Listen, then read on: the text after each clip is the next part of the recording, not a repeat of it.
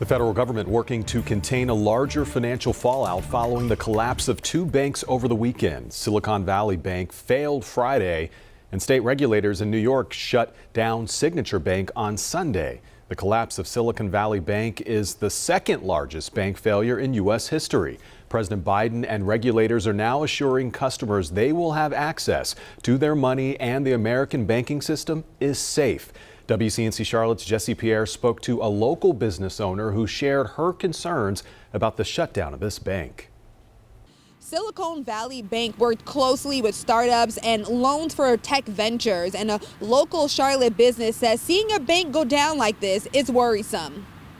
It was very scary to think that a bank that is hosting so many startups and small businesses, and really any bank that is going under like that, when it's unexpected, is going to be scary. Christine Edwards is the founder of Civility Localized. She works with local and state governments to enhance their community engagement. She says she was on high alert after learning of the Silicon Valley Bank collapse. I definitely was checking on my bank accounts and thinking about the next payroll and the next one after that.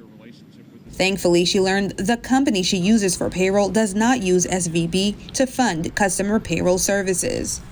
I was relieved, but at the same time, kind of alarmed that it would even affect me, right? North Carolina Congressman Jeff Jackson wants depositors to know their money is protected. All of the depositors will be made whole, not the shareholders. The people who owned stock in the bank, they're getting wiped out because the bank failed. The management, they're done. He is asking people not to panic, adding the banking system as a whole is safe. All you need to know today is that your deposits in your bank are safe. That's the mission of today.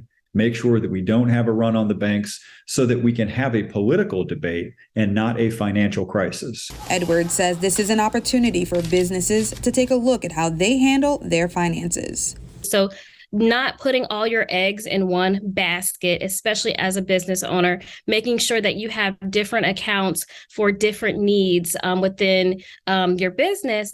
Edwards says what she would like to see is more financial education services made available for small businesses, so companies like hers have the tools available to make the best decisions. In Southwest Charlotte, Jesse Pierre, WCNC Charlotte.